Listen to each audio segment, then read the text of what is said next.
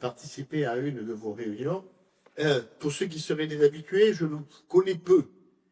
Donc, s'il y a des choses qui discordent des précisions, n'hésitez pas à intervenir. Un petit signe et on vous interrompt. Voilà, vous m'interrompez.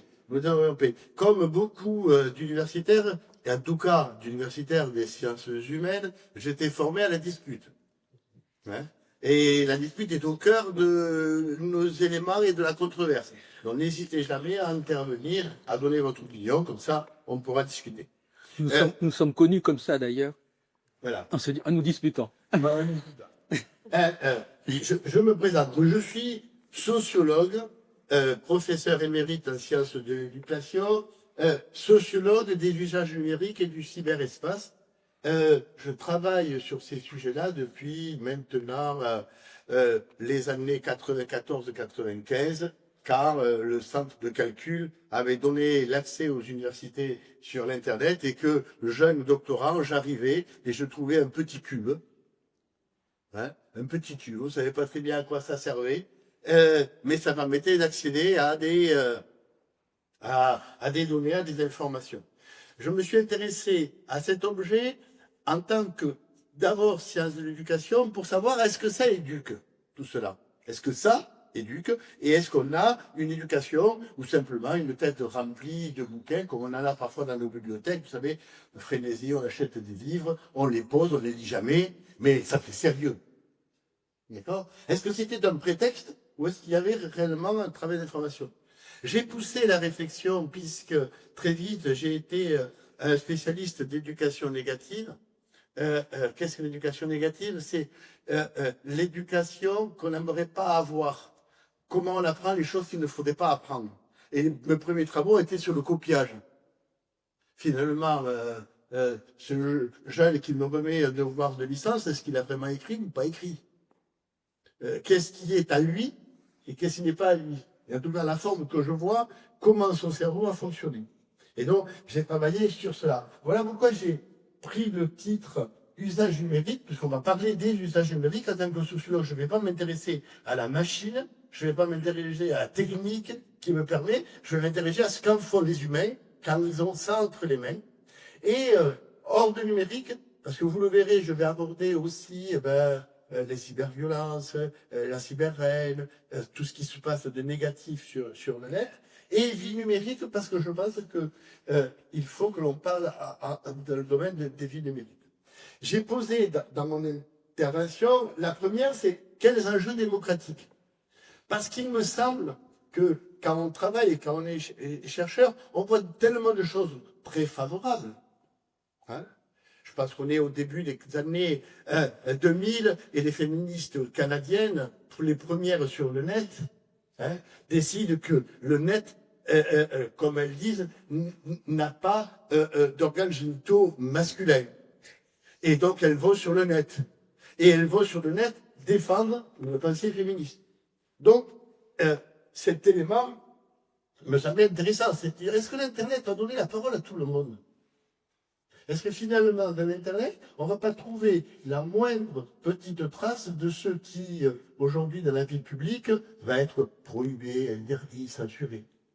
Hein? C'est comme ça que un certain nombre de fondateurs de l'Internet l'ont voulu. Un grand navire libertaire. Mais en même temps, ça ne pose pas de réels enjeux démocratiques et des enjeux de vie. Voilà de quoi je vais à peu près parler là-dessus. Alors, comme je suis positif, je pourrais d'abord faire un rêve. Hein? J'ai fait un rêve et finalement, je vais peut-être regarder d'abord les choses hyper positives que le net a apportées. Qu'est-ce qui a changé? Alors beaucoup de gens me disent « Oh, le net, moi j'y vais jamais ou très peu, c'est très négatif. » Mais en fait, ils sont déjà dans le net. Parce que vous le vouliez ou non, vous êtes déjà à l'intérieur de cela.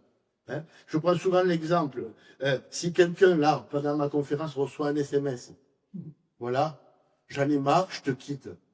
Vous voyez, le truc insignifiant. Le cœur va peut-être se mettre à battre un peu.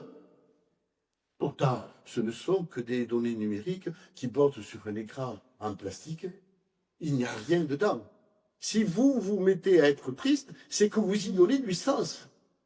Et que cette activité, qui n'est qu'une activité mécanique, devient une activité significative et de sens. Comment a-t-on construit progressivement le sens? Comment nos sociétés, mais je ne remonterai pas dans l'histoire, ont construit un rapport techno-émotionnel pour faire que notre émotion ne soit pas une émotion pure, mais c'est une émotion toujours médiatisée. J'avais souvent de dire que tout était immédiat, c'est-à-dire trait d'union média. Et il y a toujours des médias. Mais c'est vrai que nous sommes parfois dans une société où on préfère la petite lettre avec le petit parfum, comme des cachettes, et qui dit « t'es un con ou je me bats ». Ça, c'est sûr que c'est beaucoup mieux. Mais on est tous faits de cela. Et progressivement, nous avons été totalement pris dans ce jeu de mutation progressive de nos activités vers des domaines qui font qu'aujourd'hui, je considère qu'on est tous des cyborgs. C'est-à-dire qu'on est tous faits d'une dimension numérique, plus ou moins réfractaire, plus ou moins engagée, plus ou moins forte, mais qu'on ne peut pas faire comme si les activités humaines n'étaient pas médiées là-dessus. On va commencer par le début.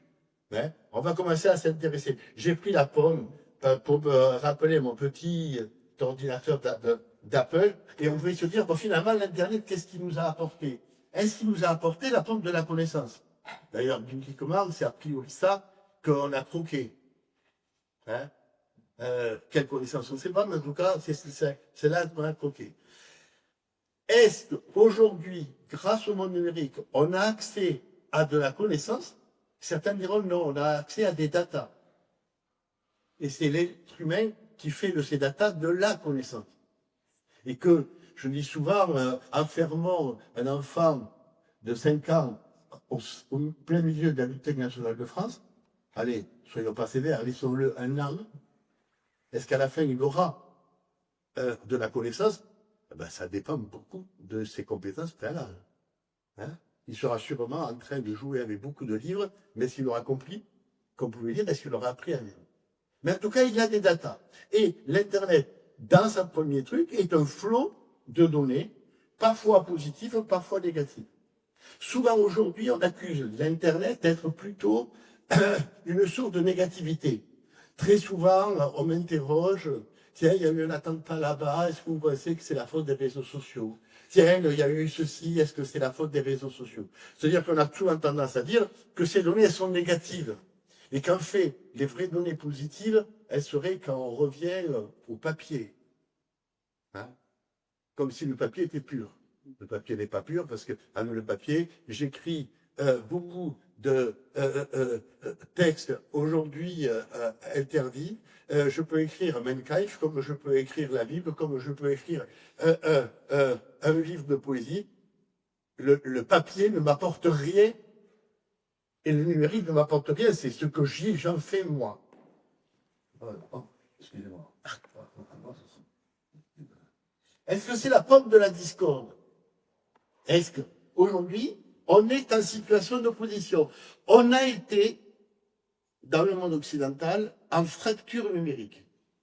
On n'est plus en fracture numérique, c'est-à-dire l'accès à des outils numériques, mais on est en fracture d'usage numérique. On n'a pas les mêmes usages. D'ailleurs, entre un étudiant qui sait aujourd'hui utiliser ChatGPT et un qui ne sait pas l'utiliser, ça fait une différence notable. Donc, on a un problème d'éducation numérique, mais on n'a pas un problème d'accès à l'information. Pourtant, comme je le disais, très souvent, on va indiquer que le numérique est le coupable idéal. Coupable idéal. On va le sommer de se modifier. Mais pourquoi l'interdisent-ils pas? Phrase qui est répétée par tous les hommes politiques. Pourquoi ne l'interdisent-ils pas? Mais malheureusement, parce que ça a été fabriqué pour ne pas pouvoir être interdit. Ça a été fabriqué pour ça. Et c'est pas deux hippies de la côte ouest des États-Unis qui l'ont voulu, c'est l'armée américaine qui l'a voulu. Pour que ça ne puisse pas être arrêté par des exposés à tout le monde. Est-ce que c'est la pomme de la sorcière, cet Internet? C'est-à-dire que peu à peu, tout en pensant vous faire du bien, ça vous transforme? Oh oui, beaucoup de nos pratiques de vie sont transformées par le monde numérique. Hein? Je discutais avec une collègue de 55 ans qui était seule et qui me dit, tu sais, je ne voulais pas y aller, mais quand même, j'y suis allé sur Tinder. Ah, mais quelle horreur! Voilà. Mais ces pratiques de recherche de compagnons, ben, elles sont numériques. Elles sont comme ça. Hein? Bien sûr, nous avions le temps, vous savez, on avait le petit papier où on mettait combien il nous restait dans le compte en banque. Et tous les soirs, on regardait avec nos petits tickets. Aujourd'hui, vous voulez le ticket? Vous êtes un anachronique. Vous voulez encore le ticket pour encore regarder? Mais c'est enlevé directement sur le compte. Nos pratiques commerçantes ont changé. Hein? Et ainsi de suite. Peu à peu, croyant que ça fonctionne, nous nous transformons. La difficulté, c'est que nous ne prenons pas conscience de cette transformation et des conséquences qu'elle peut avoir. Est-ce que c'est la pomme de la nuance? Hein? Est-ce que, à cause des réseaux sociaux, il y a une haine plus importante qui se diffuse? Hein? Bien sûr, parce qu'il y a de l'amour plus important qui se diffuse. Il y a de l'argent plus important qui se diffuse. Il y a tout qui se diffuse. Le réseau n'a rien apporté. Il sait tout simplement qu'on est dans un monde dans lequel la circulation des données, elle est importante. Hein? Est-ce qu'on a une maîtrise là-dessus? Pas souvent, puisque le nombre de fois où on est convoqué à pouvoir expliquer quelque chose qui s'est passé dans le monde il y a 2 minutes, et qu'on est un peu ridicule, parce que nous, on n'en sait rien, et qu'on voit sur les réseaux sociaux que déjà le monde entier a sait quelque chose. Il s'est passé à peine 3 minutes, ça y est, c'est fini, on sait l'événement, on l'a analysé, on le fait, il y a même des mouvements qui vont aller pour ou vont aller pour. Hein? Donc, peu à peu, bien sûr, il y a de la violence dans les réseaux Internet. Est-ce que c'est la pomme de l'argent? Au départ, ça ne l'était pas. Il y a eu un combat pendant un temps donné entre ceux qui pensaient un Internet libre et d'accès gratuit. Et puis, aujourd'hui, c'est celui du marché et de l'argent. Les GAFAM dominent et déterminent un certain nombre de choses qu'on va examiner et qui sont négatives. L'Internet a fabriqué 3 révolutions. Celle du temps, celle de l'espace et celle de la quantité. Est-ce que les humains étaient faits pour pouvoir accéder à toutes les informations du monde à un moment réduit, dans un temps réduit, et pouvoir l'utiliser? Nous pourrions en débattre en tant que philosophes. Est-ce que l'ignorance n'est pas l'une des formes de l'humanisme et pas l'hyper-connaissance de tout? En tout cas, on est bien d'accord du choix, de savoir choisir. Mais aujourd'hui, vous êtes sommé de tout savoir. Hein? Je vous prends l'exemple qui m'énerve à moi. Vous savez, les réseaux WhatsApp, et surtout les réseaux familiaux. Éteignez les réseaux familiaux. Coupez les réseaux familiaux. Hein? Et je rentre. Alors, t'as pas répondu? Mais quoi? Eh bien, à ce qu'on vient de dire. Eh bien, qu'est-ce qu'elle dit? Oh, mais c'est ta sœur qui dit, si dans 3 semaines. Eh bien, j'ai le temps. J'ai pas répondu dans la seconde. Mais c'est comme si j'étais un mauvais frère. Hein? Et on me somme. Et parfois même, on m'appelle pour vous dire de regarder dans mon WhatsApp parce qu'il y a sur le message, il faut dire chez moi que je réponds. D'accord? Donc, est-ce que nous sommes ça? Mais en tout cas, on sait que l'Internet a passé du temps vers le temps zéro, le temps immédiat. Même, je dirais même qu'on est au-dessus du temps zéro. On est dans le temps avant le temps zéro. Hein? Aujourd'hui, dans les réseaux sociaux, comme je le disais, l'événement arrive, il est déjà analysé, déjà choqué, il est déjà critiqué. Aucun temps de recul. Comment le jugement humain peut exister dans l'immédiateté? Hein? Alors, je sais bien que c'est difficile d'être citoyen. Mais chaque fois que moi je vois un événement, mais qu'on m'apprend un événement, et qu'on me dit qu'est-ce que t'en penses? Oula, je vais prendre mon temps. Je vais réfléchir. Parce que ce matin, on abuse quelqu'un, à midi, on a déjà condamné, le soir, Bon, il n'existe quasiment plus. Encore, il passe à la télé, lui. Ben non, la justice nécessite le temps. Et nécessite des temps d'argumentation, de défense, que le net n'offre pas. Est-ce que les espaces nous sont faits pour être en ubiquité, être là tout le temps, dans tout lieu, connaître tout? C'est une question fondamentale. Et est-ce qu'on a une quantité d'informations nécessaires et suffisante? Et est-ce que l'on doit le choisir? On y reviendra tout à l'heure, vous le verrez. Ça, c'est important. Il faut y prendre garde.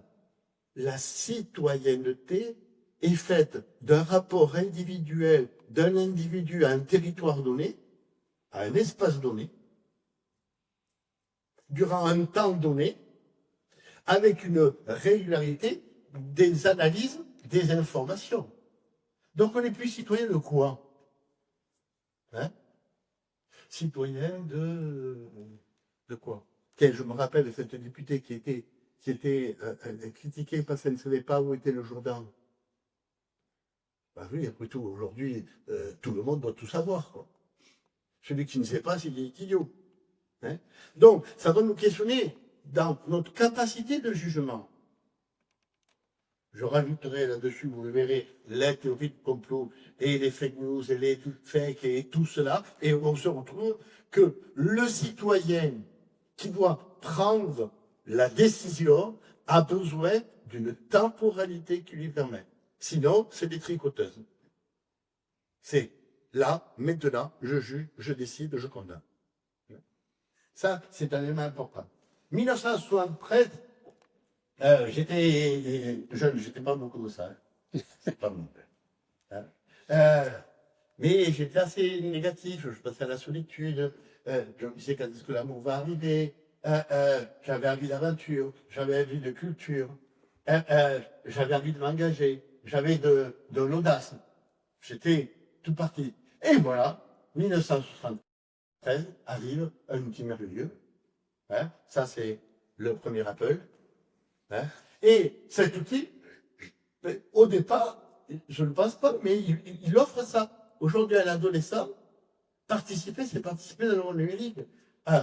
Avoir de l'audace, c'est dans le monde numérique. Partager la culture, le lien, la virtualité. Il est pris dans une offre qui lui offre tout ce que l'adolescent a au départ à rechercher. 1963, le projet Xanadu. Voilà que des universitaires et universitaires disent je vais essayer de relier des documents entre eux. Pourquoi? Pour faire que je puisse sauter d'un livre à un autre, d'un livre à un autre. Je ne sais pas si vous êtes comme moi, mais moi, quand je lis, j'ai 4 ou 5 livres. Et je passe de l'un à l'autre. Hein. L'hypertexte et la notion d'hypertexte, qui va d'une petite révolution à cette époque, mais qui a des conséquences fondamentales, c'est que tout est dans tout. Et tout est relié à tout. Il suffira après qu'on invente le premier navigateur avec Mosaïque, et du coup, on a un accès immédiat à tout. Cette idée-là, on peut dire qu'elle est magnifique. Vous pouvez avoir accès à tout. Et j'ai souvenir que quand j'étais jeune étudiant, je me rappelle, mon prof, Michel Bataille, il est passé pour lui, il nous dit, on était en master, cette fois-ci l'examen, ça va être simple. Vous pouvez amener ce que vous voulez. Tous les documents que vous voulez. Et je vous donne le sujet. On se dit, il doit être fou. C'est bien Michel Bataille, l'original. D'accord. Alors on est arrivé avec les documents. Hein. On en avait plein. Et il nous donne le sujet. Et l'angoisse qu'il y a à ne pas trouver la solution quand on sait qu'elle est là. Hein. Et je me rappelle que moi, je ne sais pas exactement trouver, mais je peux vous donner le bouquin, vous le trouverez vous-même. Il arrive. Ouais. Donc, accéder à tout, est-ce que c'est quelque chose d'intéressant et d'utile, ou savoir le trouver qui est plus intéressant et plus utile? Et pour cela, est-ce qu'on a besoin de tout? Alors, tout peut être juste, tout peut être faux. Ça, on ne le sait pas. 1973 va arriver le protocole TCP/IP protocole d'Internet qui va permettre d'un seul coup, au-delà de cette navigation dans mon ordinateur de mes documents qui me permettent de relier, je vais pouvoir me relier aux autres ordinateurs. Ainsi, on va commencer à avoir cette fenêtre ouverte sur le monde qui permet de le faire. Je me souviens de mon beau-père, il y a plusieurs années, qui au départ disait, il n'y a pas de pont sur Internet. Il posait des questions et il trouvait les réponses. Hein? Quelques années après, il disait, mais pourquoi tu te fatigues? Va chercher sur Internet. Hein? Donc, très vite, on s'est dit, ça y est, c'est facile, c'est presque un droit. Ah non, mais c'est pas gratuit. Mais il faut payer. Et ben oui, je dis, tu payes bien quand même. Non, ça devait devenir le droit général. Et donc, 1983, la création du web, et on a cette magnifique possibilité d'ouverture à un ensemble de bibliothèques du monde. On a accès à tout le monde. 1983, on est bien longtemps après. Est-ce que nous sommes plus intelligents? Est-ce que nous avons réussi à tirer la suite scientifique moelle des ouvrages que nous pouvons accéder? Ou finalement, on a fini, comme beaucoup, dans cette ivresse du web, où on se retrouve un soir vers 23 heures, sur notre tablette, dans un espace qu'on ne sait pas très bien. Tiens, qu'est-ce que je fous en train de regarder les chevaux, moi? Je n'étais pas parti là-dessus. Mais comment ça se fait? Oula, je suis fatigué. Et je vais fermer et je vais repartir. D'accord? Ou, comme me le disait un jour ma belle-mère, Séraphin, il y a un problème. Au bout de certains temps, on ne peut plus ouvrir des fenêtres. Vous en avez quoi commun? Je ne sais pas, j'en ai compté 150 fois. Je me dis, est-ce que son cerveau est capable d'emmagasiner 153 types d'informations différentes à la seconde? Est-ce que je suis en face d'un génie ou elle est totalement perdue? D'accord? Les réseaux sociaux, on y reviendra. Bien sûr, les premiers réseaux sociaux en 95. Donc, on va regarder ce que notre société change et les conséquences que ça peut avoir sur notre façon. L'Internet change la façon dont nous communiquons. On est à peu près tous d'accord. On est à peu près tous d'accord que le dernier journaliste qui pensait que son métier c'était de donner de l'information et de ne pas donner son opinion, ben, il est parti avec le dernier journal. Hein? Maintenant, il a compris que puisque nous pouvons y accéder aux données, il vient vous donner son opinion. Hein? Donc, le journalisme a changé. Celui qui nous disait, vous savez, le papier, c'est fait pour réfléchir, la radio, c'est fait pour s'émouvoir, et la vidéo, c'est fait pour participer. Celui-là aussi, il est fini. On a un mélange total des modes de communication qui font qu'aujourd'hui, le journaliste qui dirait « Attends, j'ai une information à vous donner », on lui dirait « Non mais attends, le robot le fait depuis longtemps, hein. Ne te fatigue pas. Le robot est en train de le faire. » Donc, on va se poser cette question. Mais, plus que ça, pour que je comprenne la communication, pour que je puisse lui donner un sens, et que, au niveau démocratique, je puisse l'utiliser, j'ai besoin de la caractériser. Une étudiante qui me donne un texte, elle me dit, monsieur, je trouve ce texte génial, je voudrais le citer dans mon mémoire. Je regarde, pas un nom, mais pas un nom. Bon, je me dis, cherchons le site, pas un site. Mais je dis, vous avez trouvé? Mais sur Internet. Je dis, vous ne pouvez pas le publier. Mais pourquoi? Les idées sont géniales. Je dis, oui, mais vous ne savez pas qui l'a dit, vous ne savez pas quand il a dit, et vous ne savez pas où il a dit. Comment voulez-vous caractériser une information si vous ne savez pas ça? Hein? Elle m'a pris pour un demandé. Hein? Après, je lui dis, lisez-le et relisez-le, comprenez-le, et après, prenez votre plume, écrivez et mettez votre nom. Au moins, j'ai une information. Et j'ai un auteur. Ça a transformé beaucoup de choses. Cet élément de modification de la communication. Mais, progressivement, la communication est devenue plus interpersonnelle que collective. Les réseaux sociaux ont construit du tribalisme. Et vous verrez qu'on y reviendra tout à l'heure. Et donc, progressivement, ça n'a pas créé des grands groupes. Internet n'a pas créé des grandes révolutions. Elle n'a pas créé des grands mouvements.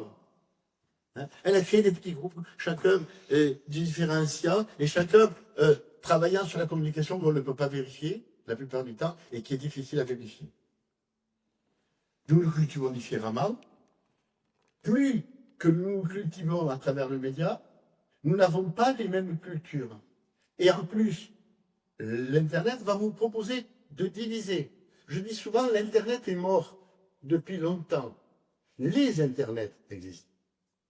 Hein? On pourrait prendre un élément, regarder vos ordinateurs, et vous n'aurez pas les mêmes ordinateurs. Hein? Moi, avec mes étudiants, je faisais, pour leur montrer le principe de l'enfermement algorithmique, j'avais un site Facebook, et je ne postais que des choses cucu. Mais vraiment cucu. Pas le truc gentil. Hein? Le petit enfant qui arrivait avec un petit dessin pour embrasser sa mamie. Hein? Il m'a fallu à peu près un mois de posts réguliers pour que mon Internet soit d'une gentillesse rare. Hein? Et je dis, maintenant, voyons le vôtre. Et il était tout à fait différent. Hein? C'est-à-dire qu'à force que je donne de l'information, ben, il est gentil, Internet. Il dit, monsieur, monsieur, mais si ça vous intéresse, je vais vous en reparler. On est à peu près comme dans un marché. Vous voulez acheter un chapeau, on va vous proposer 17 chapeaux. Ben, si je l'ai déjà acheté, c'est que je n'ai pas besoin quand même. Donc du coup, on se retrouve dans une culture qui ne réunit pas, mais qui sépare les individus, avec des hyper spécialistes des éléments. Nous apprenons, mais ça, je passe d'une façon différente. Ça me semble très important. Nous nous rapprochons. La sexualité, la sensualité, la rencontre, le contact humain est aujourd'hui numérique. Hein? Alors, si on regarde les statistiques, où est-ce que vous avez rencontré votre compagnon ou votre compagne, on va quand même retrouver le lieu de travail. Pour le premier. C'est toujours le lieu de travail. Mais les réseaux sociaux et l'Internet arrivent derrière. D'accord? Et avec les collègues, quand j'ai discuté de ça, je me suis dit, mais où tu veux que les jeunes se rencontrent? Il y a de moins en moins de cafés, il y a de moins en moins de milieux de lieux publics. Donc, du coup, ils se rencontrent sur les réseaux. Hein? Et ils s'approchent. Ça change le mode de relation. Souvent, ce que je dis à mes étudiants, si possible, le plus vite possible, rencontrer. Dans la vraie. Parce que nous sommes des animaux. Nous avons des sens qui sont les sens du réel et pas les sens du virtuel. Hein? Voilà. Combien j'ai vu revenir? Ah non, oh non. Quand il parlait, il y avait un son dans la voix qui ne me plaisait pas. Ben oui, ils ont communiqué comme par écrit. Et donc la voix qui parlait, quand il lisait l'écrit, c'était la personne qui le lisait pour elle-même. Donc finalement, elle finissait par tomber amoureuse d'elle-même. Et pas de l'étranger. Cet étrange qui a un corps, qui a une physique, qui a une transpiration, qui a une lueur, qui est plus grand ou pas. Reparler à ma belle-mère, je venais là et je me repensais qu'elle, quand elle avait rencontré son compagnon, elle avait demandé à sa soeur de se cacher pour, en marchant ensemble, elle lui avait demandé, est-ce que ça fait un bon couple? Juste un bon couple. Ça, c'est pas l'Internet qui va vous le proposer. Ou peut-être bientôt en télé, on le proposera en famille. Est-ce que l'Internet change la façon dont nous agissons? Agissons du point de vue démocratique, agissons du point de vue citoyen. Oui, j'ai fait de nombreux travaux là-dessus. Les pratiques politiques ont muté. Elles ont muté profondément. Je pense que c'est les élections en France de Sarkozy qui ont montré le premier basculement là-dessus. C'est-à-dire qu'aujourd'hui, un parti politique a obligatoirement une dimension numérique, a une présence numérique, a une action numérique.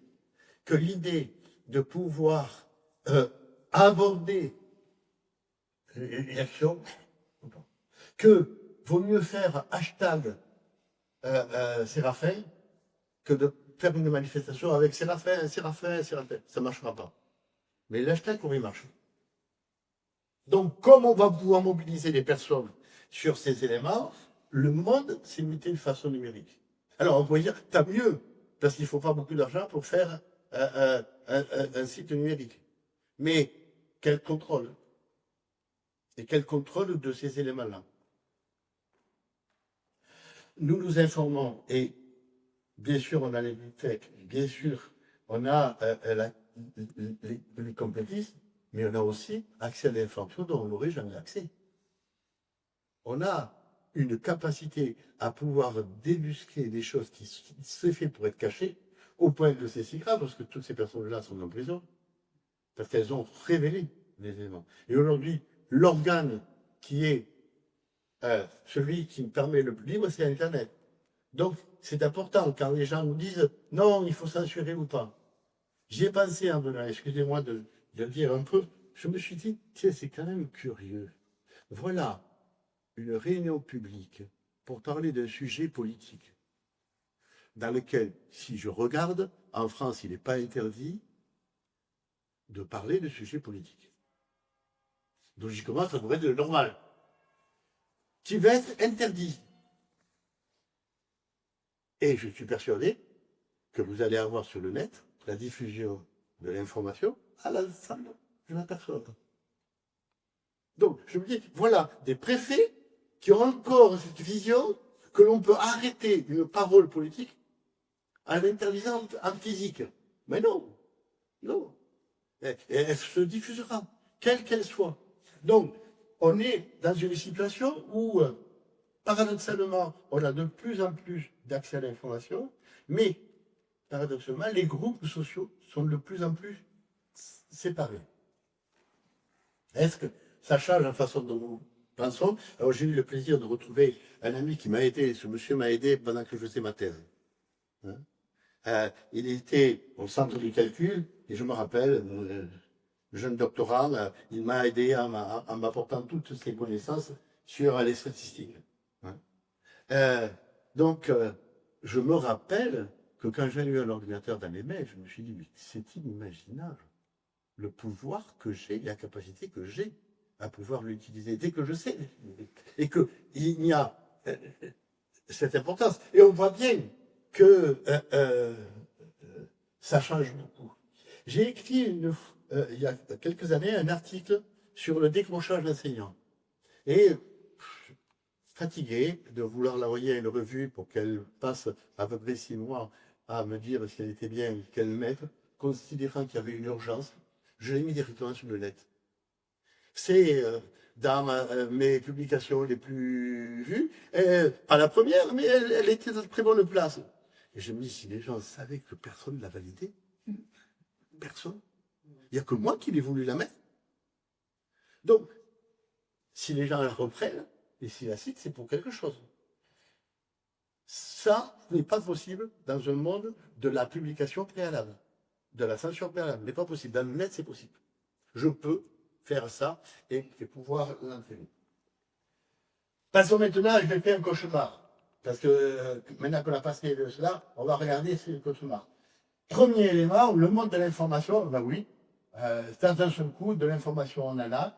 Si je lis un livre par jour, dans un an, on est d'accord qu'on fasse 65 000. Si je lis 100 ans, 36 000, c'est ça.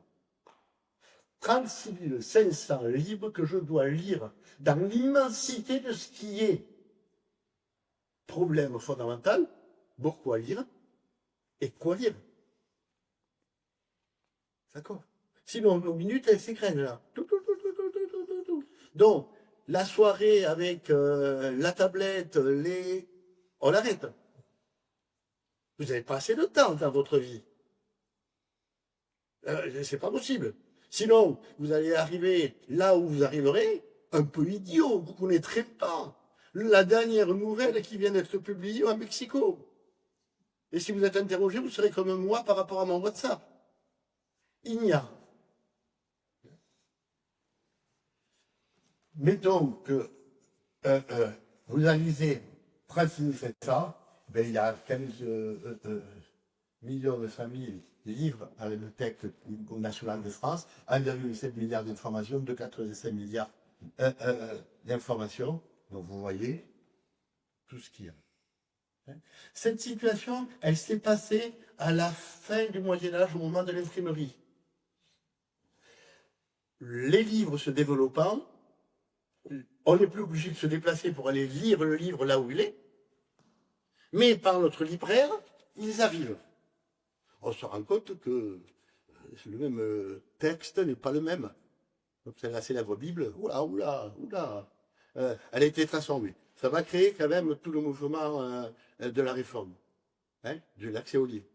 Mais en tout cas, on commence à dire, alors mais c'est plus possible d'être un humaniste. Il y a trop d'ouvrages. Et on commence à fabriquer ce qui deviendra après les Reader's Digest, des petits fascicules de synthèse, ce qui est important de connaître quand on s'intéresse à l'astronomie. Hein, ces petits événements. Et on est là, dans une des bases de l'enseignant.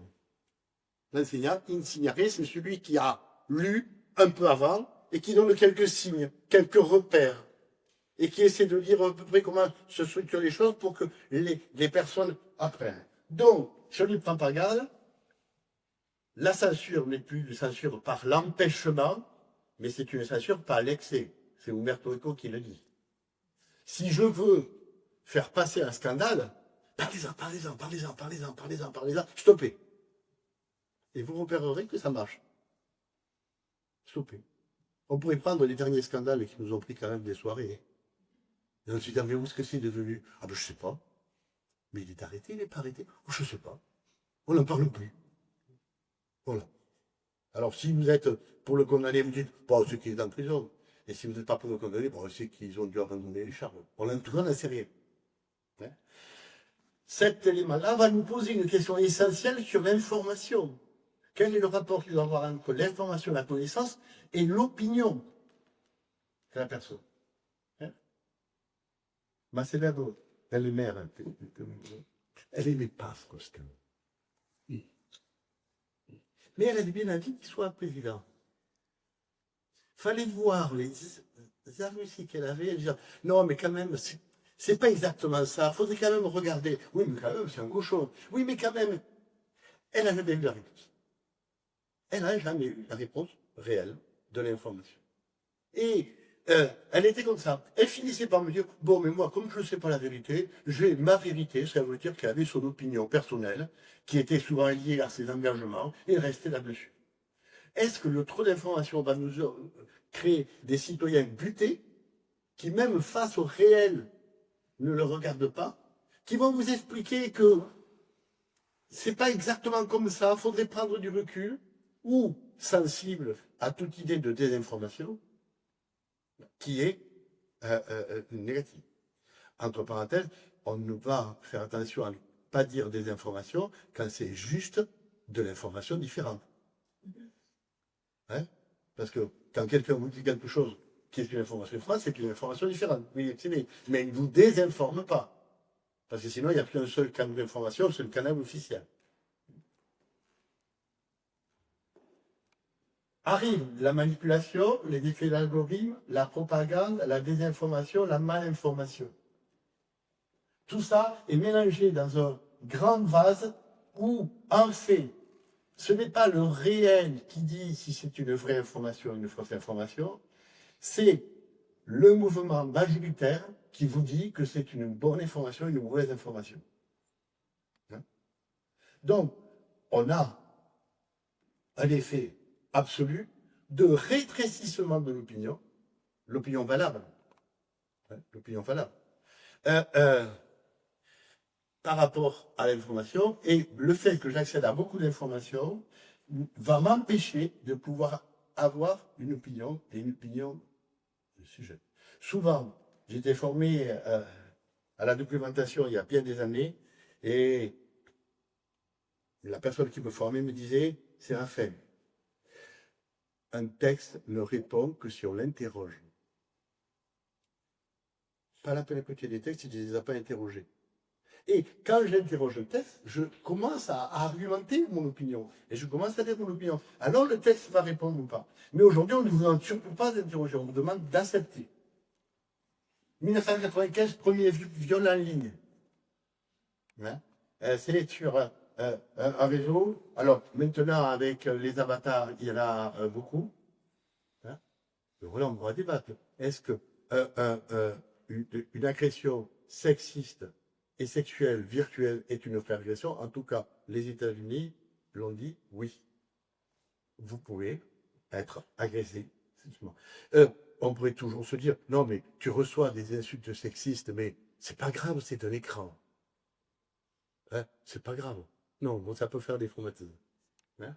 Donc, on a ce passage-là. Progressivement, le net va modéliser ce qui doit être compris et entendu. Là, j'ai pris par rapport à l'érotisation des jeunes filles, c'est des bases de TikTok. Hein. Il est bien entendu que si la socialisation de genre sexiste à un moment donné a été mettez-vous un tablier, faites la cuisine pour votre mari, abonnez-lui les pantoufles, c'est fini ça. C'est fini. Hein. Même s'il y a quelques influenceurs qu'on appelle les try-wives qui continuent à le faire et qui continuent à vous dire ça. Non, aujourd'hui, c'est être un objet et un objet sexuel. Alors là, il y a beaucoup d'études qui ont montré, mais progressivement, le net semble vous dire comment vous devez être. Il ne fait pas que vous donner l'information, il vous dit ce qui est la norme, ce qui est la règle. Hein. Et puis voilà, ces personnes, elles paraissent bien, il n'y en a aucune qui existe. Ouais. C'est toutes des images fabriquées par intelligence artificielle. Aucune n'existe.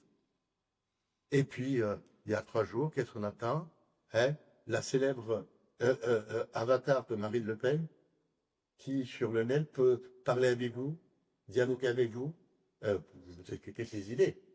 Mais c'est une intelligence artificielle qui refabrique. Ils ont mélangé Marine Le Pen et Mario Maréchal, vous savez.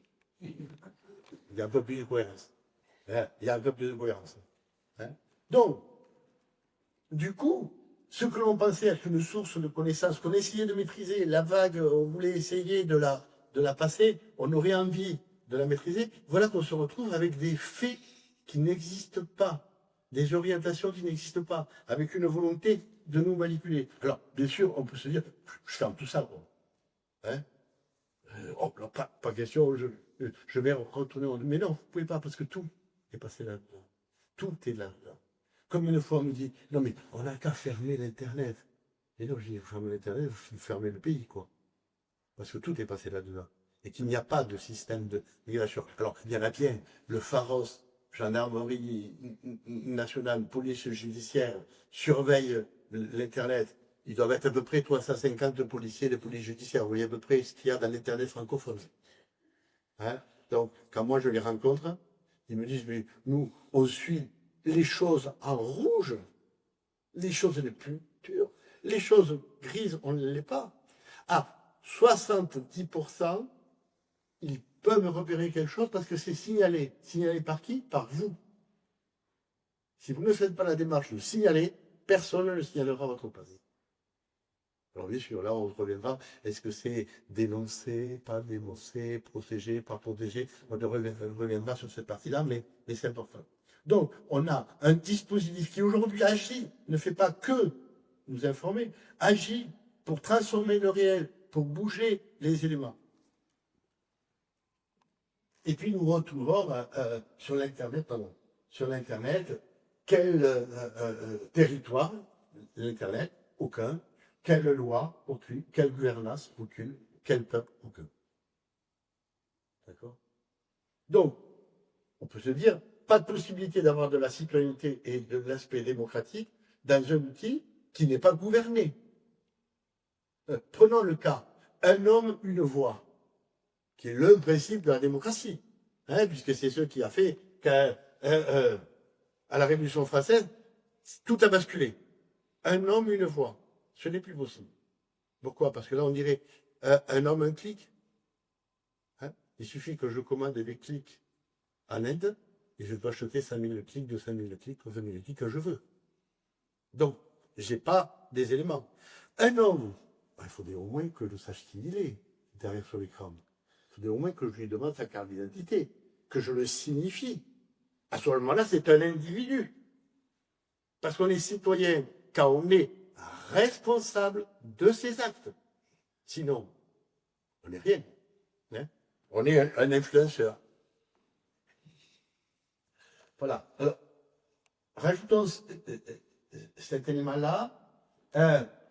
Voilà une façon de représenter comment on est dans l'Internet. Hein? Nous sommes des animaux. Nous avons une proximité. Hein? Si je m'approche de vous, à un moment donné, vous allez dire, cet homme-là veut me parler, c'est pas possible. Il vient de rentrer dans ma zone d'influence. Très bien, vous me connaissez, vous souriez, c'est parfait. Vous ne me connaissez pas, vous retournez pour me dire qu'est-ce que vous faites dans ma zone là, c'est plus le circuit. Ça n'existe pas sur l'Internet. Hein? Le temps pour passer d'une conversation banale à une conversation intime sur un réseau social est très rapide. Une soirée. 8 heures. Bonjour, j'ai vu votre image, on pourrait parler, très bien. 3 banalités, 4 banalités, mais qu'est-ce que vous aimez dans la vie? Là, très bien, voilà. Oh, j'adorerais vous voir nu. Ce temps-là, et en plus, comme vous le regardez, comme les gens le regardent, dans un espace intime, hein, c'est rare que quand vous recevez ce type de message, vous les projetez dans la salle à manger pour que tout le monde les voit, et c'est pas dans une séance collective. Donc vous êtes déjà dans l'intime. Et du coup, voilà l'implication du virtuel sur l'intime, parce que vous êtes dans des dispositifs intimes.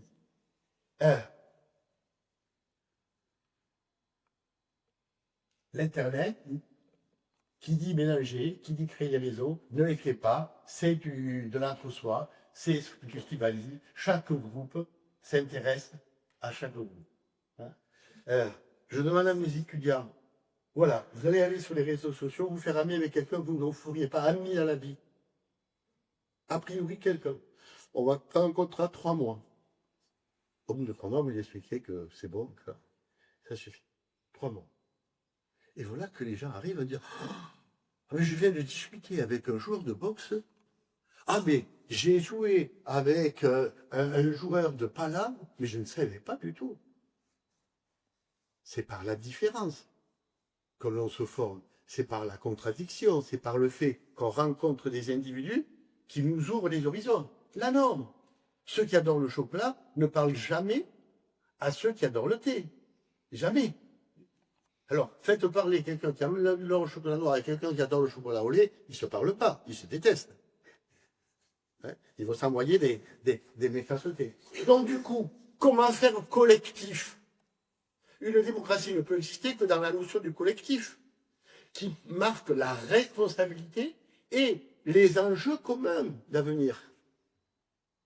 Ce qui fait qu'à un moment donné, je quitte l'insulte pour aller vers la médiation, l'accord, l'entente, c'est que je dois vivre avec les gens. Et comme je dois vivre, je trouve la distance sociale qui me permet d'être bien. Hein? Mon voisin, il est là-bas dans sa piscine, pourvu qu'il ne crie pas trop les soirs où je regarde mon match, il fait ce qu'il veut. Cet accord, ce contrat social ne peut pas exister sur l'Internet, puisque nous ne vivons pas ensemble. Et que, en plus, nous n'avons pas cette mélange, cette mixité. Les seuls endroits aujourd'hui où on peut vivre de la mixité s'appellent les rues, les marchés et l'école. Alors, entre guillemets, voilà pourquoi laïque. Hein? Parce que c'est les lieux où on vit la différence. Sinon, on ne la vit pas, la différence. On vit entre nous. Hein? L'estimité, qui est ce phénomène dans lequel on a, les êtres humains, besoin de donner notre intimité à l'extérieur. Hein? Elle n'est pas propre à l'Internet. Saint-Laurent, le psychanalyste, dit qu'elle est propre à l'Internet, c'est ce qui sera, pardon, elle ne l'est pas. L'estimité, elle est besoin de tout le monde. Hein? D'ailleurs, rappelez-vous, Laurent Bidas a les oreilles d'âne. Rappelez. Il faut qu'elle se fait. Ouais, ben oui, donc, j'ai envie de le dire, J'habite à la forêt, je le dis dans un trou de l'arbre. Le tronc de l'arbre, on le dit aux branches, le branche le dit aux feuilles, et les feuilles s'envolent par le vent et viennent le dire à tout le village. Et tout le village sait que le roi Misès a les oreilles d'âne. C'est depuis toujours. Notre rapport à l'intimité n'est pas quelque chose d'intime. Nous avons besoin de l'extimité. Mais pour pouvoir le dire, il faut pouvoir le dire en confiance à un certain nombre de personnes. Il faut donc avoir tissé des liens. Et comme l'Internet ne fabrique pas du lien, eh bien vous promenez votre intimité à l'extérieur et vous la diffusez.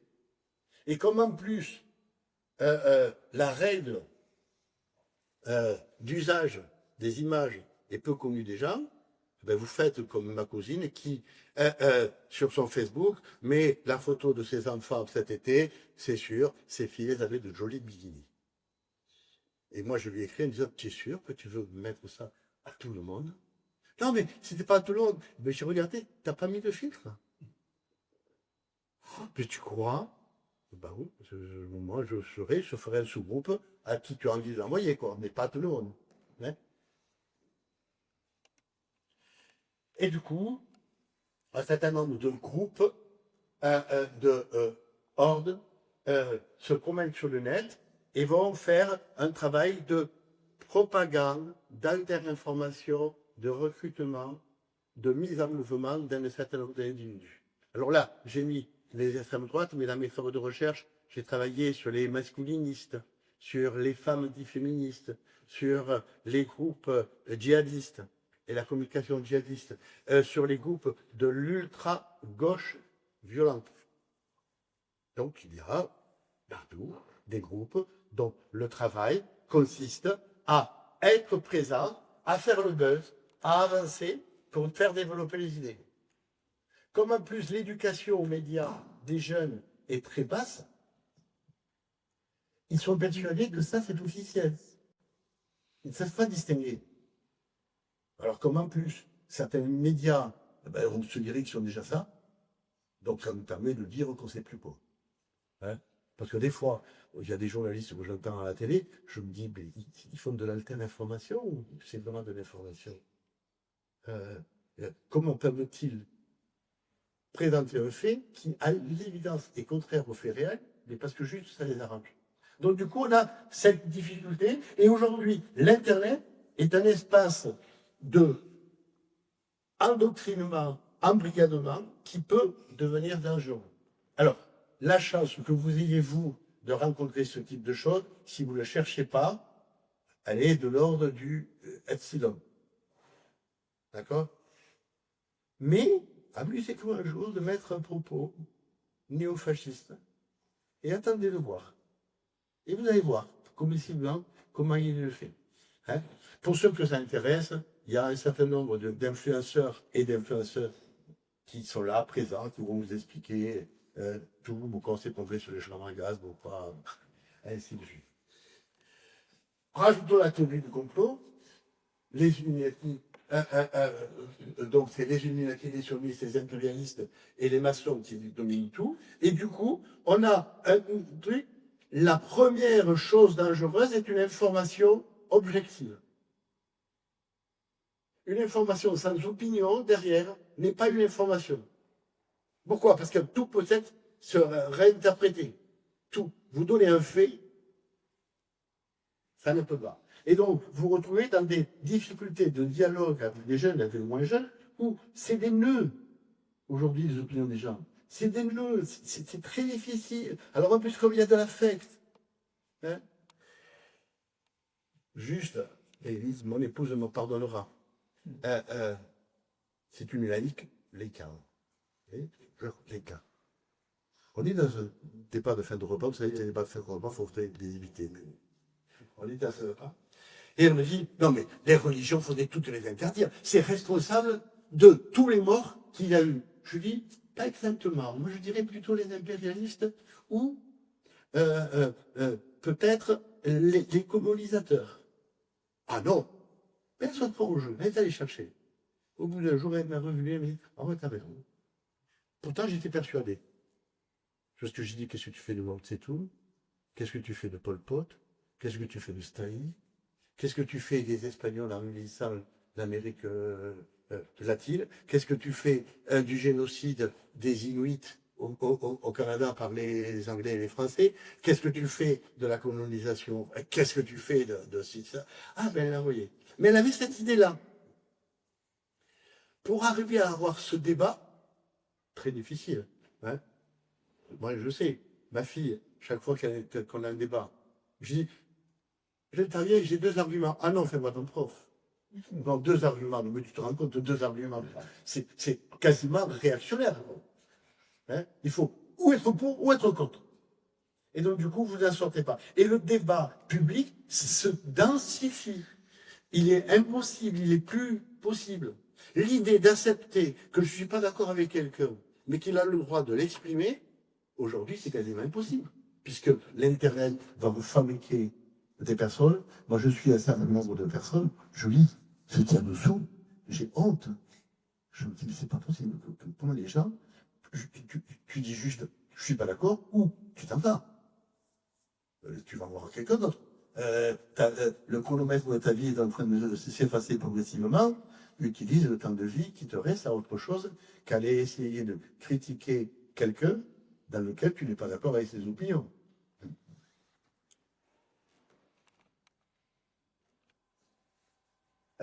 Avant de terminer, je vais accélérer. Je vais juste venir sur Prends ton temps. les éléments. Notre capacité à la relation sociale. La moyenne, aujourd'hui, d'un ado, c'est 500 amis. Vous compterez les livres. Hein? Combien vous avez de personnes. Et si vous avez des petits sites, comptez combien vous avez d'abonnés. Hein? Voilà. 500. Les adultes, c'est 150. Comptable.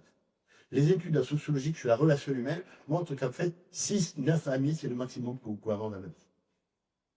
Des vrais amis. C'est-à-dire ceux que c'est intéressant, qui sachent exactement tout le détail de vos opinions, ou dans lequel vous partagez un peu d'intimité. 6-9. Alors si vous êtes quasiment un homme politique, vous en avez, allez, 12, 13. Les vrais amis. Qu'est-ce que ça sert les autres? À quoi ils servent? À se donner l'impression qu'on est tous des personnes publiques qui avons beaucoup d'audience. Le 500e, celui-là, est-ce qu'on en a vraiment besoin?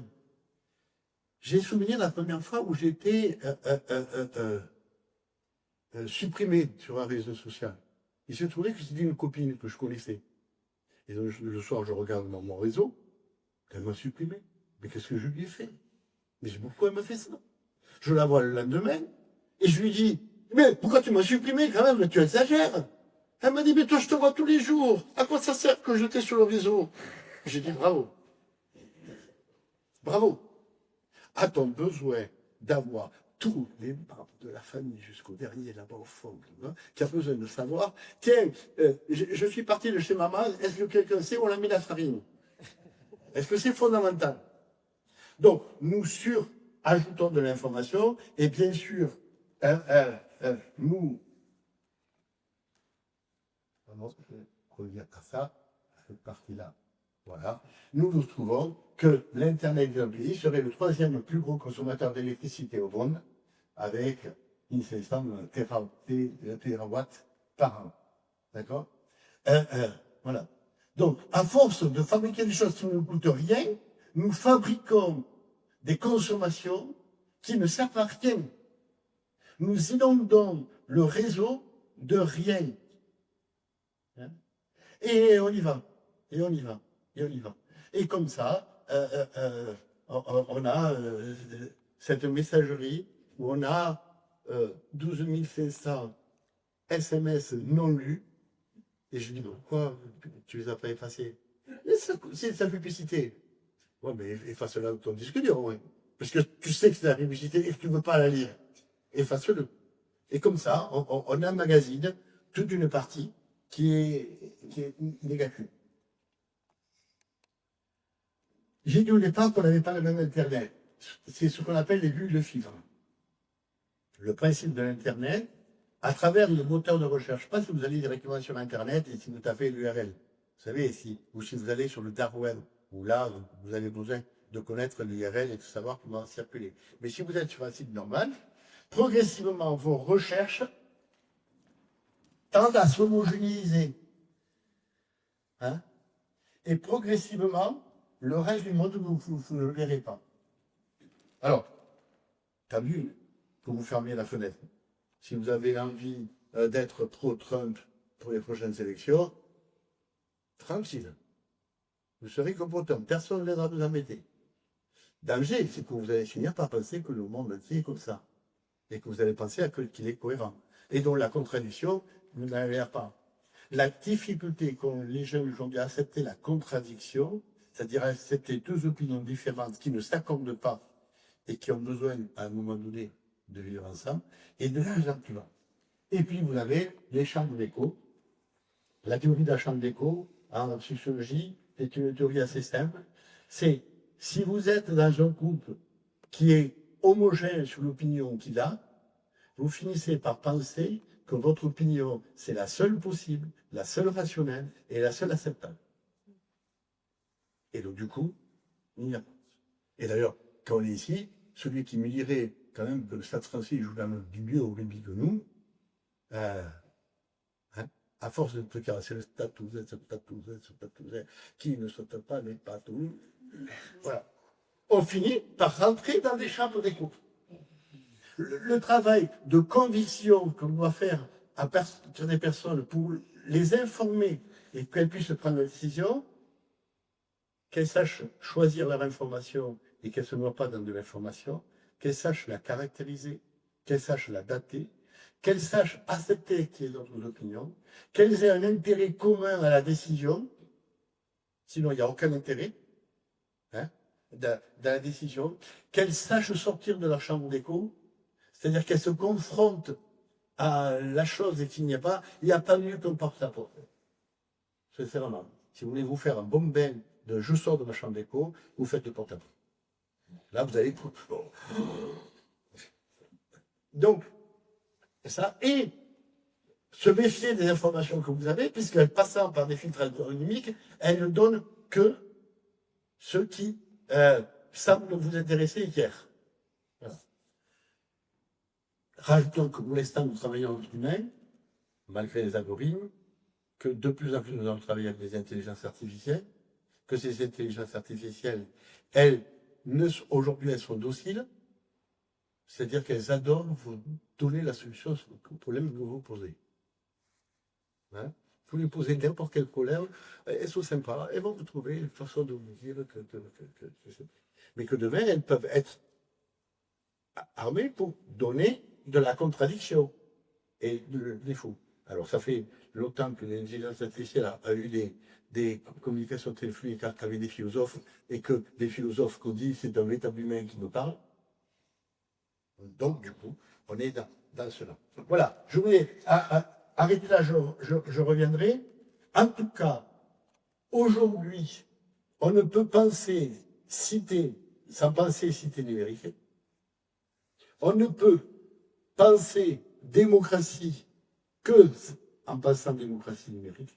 Et on est obligé de s'appuyer sur deux biais. Le biais éducatif, parce qu'il faut former les personnes à pouvoir cela, et le biais social, c'est-à-dire l'engagement. Souvent, les gens me disent, mais pourquoi on ne l'a pas interdit, pourquoi on ne l'a pas fait? Alors, je ne peux pas le faire là, mais je pourrais vous démontrer comment il est très difficile de l'interdire. Mais j'ai dit, comment faire? Bien, engagez-vous. Allez-y. Alors, pas pour insulter les gens, mais pour sortir la chambre d'écho. Les recherches ont montré que dans un groupe de haine, quelqu'un qui intervient et qui dit « je ne suis pas d'accord », arrête la conversation 4 fois plus vite que ça serait arrêté si on avait laissé.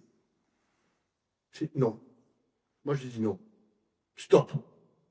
Et ça demande. Et c'est ce qui se fait à tout l'État essaie de faire avec les promeneurs lunaires.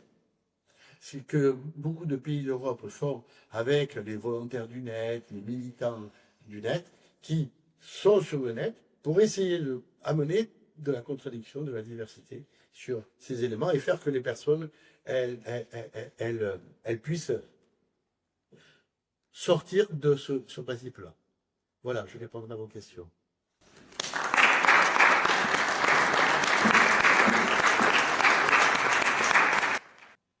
Bon, 22, voilà, le micro est chaud. À vous. Bon. Ah, vos bras sont lourds encore. Bon, mais en tout cas, merci de ce balayage qui doit inspirer, je pense, des quantités de questions. Allez. D'abord, merci pour votre exposé. Et j'ai réagi un peu lorsque j'ai entendu que vous avez parlé de chambre d'écho. Et immédiatement, j'ai la chambre d'égo qui est arrivée. Et quelle est la part de narcissisme, justement, dans tous ces réseaux sociaux? Vous avez raison, c'est une chambre narcissique. Ce n'est pas seulement une chambre narcissique, parce que quand on étudie les modes d'embrigadement sur le numérique, on a d'abord la phase du narcissisme. Je vous prends la conversation classique. Excuse-moi, je te contacte parce que j'ai vu que dans tes posts, tu défends un peu quand même les gens qui ont eu une foi. Eh bien oui, oui. Et on va avoir une conversation narcissique qui vise à le faire. Puis après, on va y voir une phase qui s'appelle la fusion d'identité. C'est-à-dire, votre narcissisme, il est très intéressant, mais si tu passes au groupe, t'es pas qu'un jeu, t'es un nous. Jusqu'à que vous parliez plus de vous, mais vous disiez, notre communauté, notre groupe fait cela. Fusion d'identité. Et quand on a réussi à faire cela, on va commencer à détruire notre narcissisme. Non, mais c'est quoi ce sentiment petit bourgeois de penser à soi quand tu es face à la cause mondiale? Le monde est en train de s'effondrer et toi tu me dis que tu veux pas mettre une bombe à Toulouse parce que tu connais des gens. Mais c'est ça la conversation. Et donc elle a cette phase de destruction du narcissisme. Et après il y aura une phase qui sera celle de la construction d'une altérité négative. Je vais construire un bouc émissaire. Et quand on a ces 4 phases-là, et quand on les repère sur Internet, moi je l'ai fait sur plusieurs, alors c'est dangereux. On a des individus qui sont complètement transformés. Mais au départ, c'est sur le narcissisme. Au départ, on fonctionne avec l'hormone du bonheur. C'est-à-dire que si je pose mon petit chat et que j'ai quelqu'un qui fait un petit coucou ou un petit, vous voyez, ce petit, il met avec son petit baiser comme ça, moi, que je me sens bien. Oui, ça va beaucoup mieux ma soirée. Hein, et je le ressens. On ressent dans son corps ce sentiment du bonheur. Ça fonctionne. Hein. Dans la question de l'embrigadement, c'est une accroche. Toujours commencer par du narcissisme, mais pour l'amener à aller à quelque chose qui est non pas déshumanisant, mais qui va le faire sortir de sa zone de confort. Le narcissisme est très sécuritaire. Vous adorez les gens, mais vous ne voulez pas prendre de risques. C'est-à-dire que si vous voulez faire prendre le risque, il va falloir faire de la fusion d'identité. Ici, Oui. je pense que vous avez donné une image un peu trop négative de Internet, sachant que, d'après moi, il y a des politiques que j'utilise très fréquemment, et c'est le site sur lequel je tombe le plus souvent, c'est Wikipédia, et je suis assez satisfait de pouvoir lire l'équivalent d'encyclopédie et dans plusieurs langues, et de pouvoir comparer ce qui se dit, par exemple, en français, anglais, allemand, et c'est mieux que, pour moi, que les dictionnaires. Sachant que, par ailleurs aussi, j'ai rempli quelques pages en Wikipédia à bonne époque, et j'en ai même rempli en anglais. Ce que je veux dire, c'est que il y a des endroits qui sont sur Internet que je trouve relativement positifs. Dans le domaine scientifique, il y a le site Archive, et c'est là où Grégory Perelman avait balancé ses résultats qui ont valu un prix qu'il a refusé. Il a refusé là-dedans des fils. Et ce que je veux dire, c'est qu'il y a des endroits où on veut publier scientifiquement, écrire des choses sérieuses, et les étudiants de maths de l'université Toulouse 3, s'ils ont des articles qui sont publiés sur Archive et qui sont validés par les pairs, ça vaut publication dans une revue, parce que la communauté des gens qui font vivre le site Archive est reconnue par des pairs et fonctionne à peu près correctement. Donc il y a un certain nombre d'outils sur Internet qui ont été au départ créés par des scientifiques. Alors avant qu'il y ait les réseaux sociaux dont vous parlez, et qui sont une partie qui concerne sans doute une bonne part de la population, on peut continuer, comme je l'ai fait et comme je le fais encore, dès que j'utilise de la recherche, je tombe très souvent sur des sites que je trouve pertinents et qui sont scientifiques, parce que si je cherche de l'information scientifique, je ne vais pas tomber sur des discussions, comment dire, oiseuses, où les gens sont, comment dire, anti-scientifiques. Et on tombera souvent sur des endroits, et même sur des bonnes pages Wikipédia, pas nécessairement français, et qu'on peut traduire, et qui sont bonnes. Donc, il reste, à mon avis, beaucoup de gens qui mettent leurs thèses et des articles de qualité sur Internet, et si on cherche de l'information scientifique de qualité, on peut même trouver comment dire, des forums de très bonne qualité dans lesquels on peut participer. Donc, ce que je veux dire, c'est que qu'il y ait eu la masse très importante de gens qui soient passionnés par comment dire, des approches dans lesquelles on discute sans respecter des règles mathématiques ou physiques ou disciplinaires précises et référencées. Ce que je veux dire, on peut avoir deux mondes qui cohabitent. Moi, je défends très souvent mon Wikipédia en disant lisez-le en plusieurs langues, faites la comparaison entre les plusieurs langues que vous connaissez et essayez d'apprendre à dire peut-être le premier que j'ai lu, il y a peut-être un biais qui est écrit peut-être par les gens qui sont d'un certain point de vue, mais ce que j'ai souvent expliqué à les gens, c'est que il n'y a pas de Wikipédia français, il y a un Wikipédia en français. Donc, si vous lisez la page sur Montréal, c'est surtout des Québécois qui l'ont écrite, et c'est souvent intéressant de voir les choses qui sont écrites par des gens qui sont francophones, non français, et il est intéressant aussi avec des étudiants qui parlent une autre ou deux autres langues de se dire, quand vous allez sur Internet, essayez d'abord de chercher en français, et si ça ne va pas, essayez de chercher en anglais, en espagnol ou en allemand. Et c'est quand même une démarche intellectuelle qu'il faut apprendre, c'est de dire ne pas regarder la première source et essayer de voir qu'est-ce qu'on trouve en utilisant d'autres méthodes. Vous avez raison. Il est bien évident que je me suis centré sur les effets d'Internet, sur le fonctionnement citoyen et sur la démocratie, pas sur la construction de la connaissance. Et que dans la construction de la connaissance, il existe dans Internet des éléments solides, pas. Il est bien évident que si je veux savoir si mon médicament que m'a prescrit mon médecin est bon, je peux aller chercher le Vidal sur Internet. Et je peux aller le lire. Il faudra que j'ai la capacité intellectuelle de le lire. Donc ça reste quand même cette nécessité. Mais en même temps que je pourrais voir d'autres choses. Avec la maladie qu'on a, vous savez, prendre 3 plantes vertes, ça va vous guérir, il n'y a aucun problème et vous allez pouvoir faire ceci. Donc on va rentrer dans les usages sociaux. Les usages scientifiques existent et il y a des structures qui sont valables. La difficulté, c'est que ces mondes se séparent de plus en plus.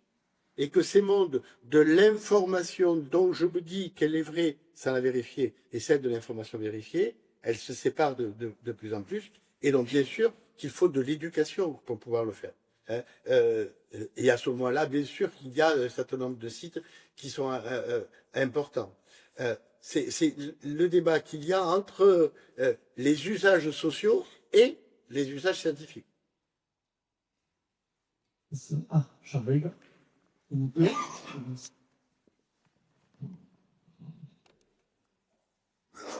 Merci pour l'exposé. Et je voudrais savoir, mais vous n'avez sûrement pas la solution, de comment garder notre esprit critique et comment apprendre aux autres à être critiques.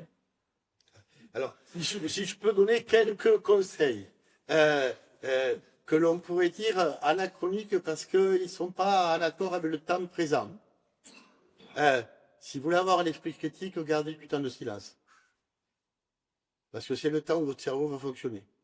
Évitez de passer à la réponse avant même que vous ayez fini de lire quelque chose. Évitez d'avoir des biais. Voilà. Interrogez les éléments. Confrontez-vous à la différence. Pour cela, il faut accepter de se taire. Je le dis parce que mon fils est pas doué pour ça. Juste, maintenant c'est mon temps, j'ai 3 minutes, tu écoutes. Tu n'interviens pas au milieu de la phrase, tu écoutes. Et moi je t'ai écouté. Et on revient au dialogue normal et les éléments. Ce n'est que dans la dispute que l'on peut voir les nuances et la fragilité d'un certain nombre d'arguments. Et ça, c'est vieux comme la Sorbonne.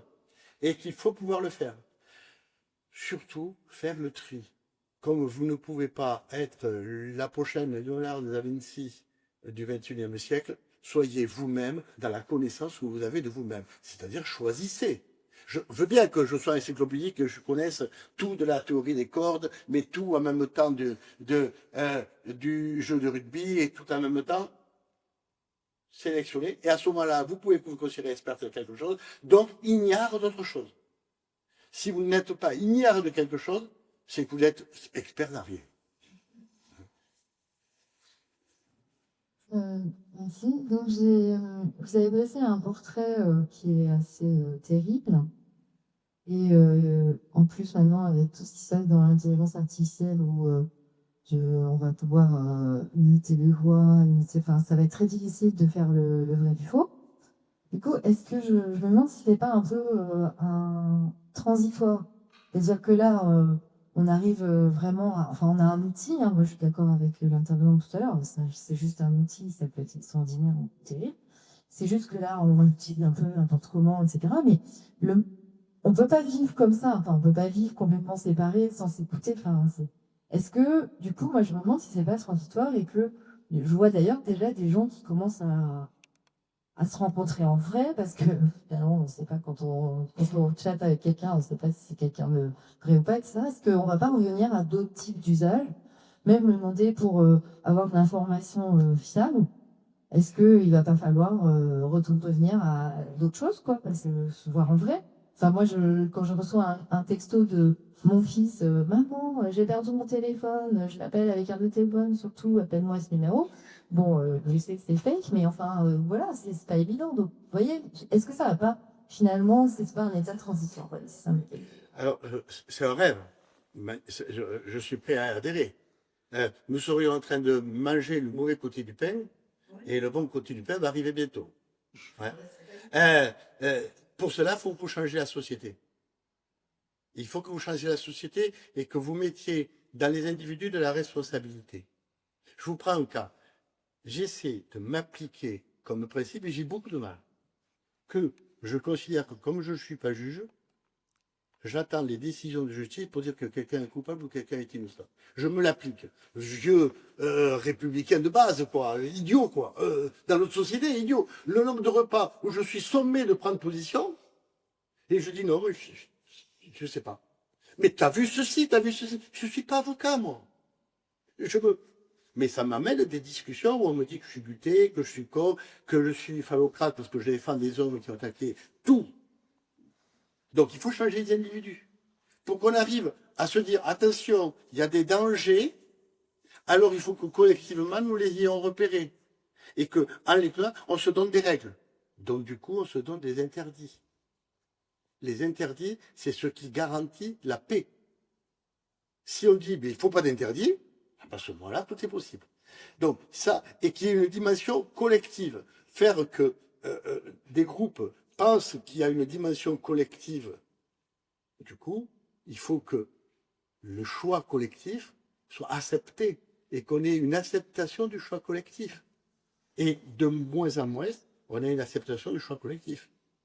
Bah, le feu est rouge, mais je peux passer quand même, après tout. Hein? Ben non, sinon il n'y a plus de collectif, il n'y a plus de feu rouge, il n'y a plus rien, il n'y a plus rien. Donc ça, sans l'éducation et sans une implication citoyenne, sans une démarche citoyenne, vous ne pouvez pas le faire. Ça ne viendra pas tout seul. Pourquoi? Parce que ceux qui font l'inverse, ils ont leurs pistes et leurs solutions. Gagner de l'argent, hein? Parce que si vous appelez, vous allez gagner de l'argent, vous allez gagner de l'argent, donc pourquoi pas? Ils s'en mettent, ils ont besoin de gagner de l'argent, Et vous n'avez pas besoin de le perdre. Mais en tout cas, ils vont pas le faire naturellement. L'idée que l'homme n'est bon et que finalement, c'est qu'un mauvais moment, il va redevenir bon, bon, moi je suis pour un être, c'est un être social qui est bon ou mauvais suivant les contraintes et le contrat social qui s'établit. Et il n'y a que cela pour le faire. Donc, sans une prise de conscience citoyenne, les choses ne viendront pas toutes seules. Je pense que le combat entre, si on regarde l'histoire de l'Internet, entre les libertaires hippies qui voulaient donner toute la communication, les Wikipédia qui voulaient donner la communication, elle s'est déjà passée. Et elle l'a fini. Aujourd'hui, le net est gouverné par l'argent. Il n'est pas. Il existe encore. Heureusement qu'il existe encore quelques États qui veulent bien dépenser de l'argent pour payer les fonctionnaires à travailler sur le net. Mais vous verrez que bientôt, il n'y en aura plus. Ils vont enlever les fonctionnaires, ils vont enlever le net, ils vont dire, bah, attends, mais j'ai la société machin, là, elle peut me le faire. Donc, du coup, ce n'est possible que si vous vous impliquez socialement et que s'il y a des mouvements sociaux et que ça se met en place. Sans ça, je suis peut-être un pessimiste. Alors, moi, je travaille que sur les choses d'éducation négative. Donc, je suis toujours dans ce monde-là. Je ne le vois pas tranquillement devenir le masculiniste qui adorera vous insulter et qui va jouir de vous insulter. Ça m'étonnerait que d'un coup, il dise « Oh, ben quand même, j'ai eu tort. Oh, je vais devenir féministe, moi. » Non, non. Il ne le fera que sur des contraintes sociales collectives. Bonsoir, merci pour votre conférence. Mais je voulais savoir quel était le rôle de l'enseignant vis-à-vis d'Internet. Alors, on est nombreux à penser que l'enseignant n'est plus pertinent dans l'accès à l'information. Il est pertinent dans le travail de décodage de l'information et de structuration. Si monsieur peut lire Wikipédia en plusieurs langues, c'est que monsieur a un cerveau et que son cerveau fonctionne. Sans son cerveau, il ne sait pas le lire. Donc, il nous faut former les méthodologues et les personnes capables de faire cela. Et donc, l'enseignant doit plus travailler sur cet élément-là. C'est les principes de la classe inversée, de la classe dispute, où on va argumenter les éléments ou pas. Ça, je pense que c'est important. Aujourd'hui, il y a un débat. Si je regarde l'éducation nationale, elle a mis comme programme tous les programmes qui servent à savoir faire fonctionner l'outil, savoir traiter l'information, savoir traiter la connaissance. Elle ne fonctionne pas sur les autres côtés négatifs. Savoir avoir un esprit critique, savoir lutter contre les discours de haine ou avoir une éthique personnelle qui respecte les discours de haine. Un adolescent de 10-12 ans, quand vous lui expliquez que cette vidéo qui est superbe, son copain s'est cassé la figure dans les escaliers, il n'a pas à la mettre sur Internet, là vous avez vraiment du boulot. Hein. Savoir comprendre la logique du code de l'Internet. Certains États sont passés là-dessus. On forme des personnes qui sont capables. Là, pour l'instant, pas. On forme des usagers. Donc, du coup, je pense qu'il faut aller vers cet élément-là. Et après, je pense que nous devons construire des citoyennetés numériques. C'est-à-dire que je ne peux pas dire j'ai fait mon cours d'éducation civique si je n'ai pas fait un cours d'éducation civique numérique. C'est-à-dire que les jeunes doivent être sur le net et doivent rentrer. Il faut refaire les petits bulletins du travail de Freinet, là, mais sur le net. Il faut aller faire les journaux, qui n'existent de moins en moins.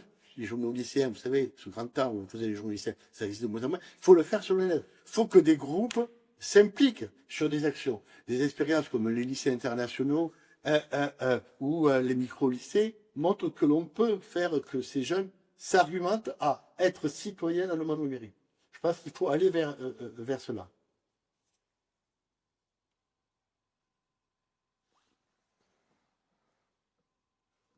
Je ne vois pas de bras se lever. Ah, si.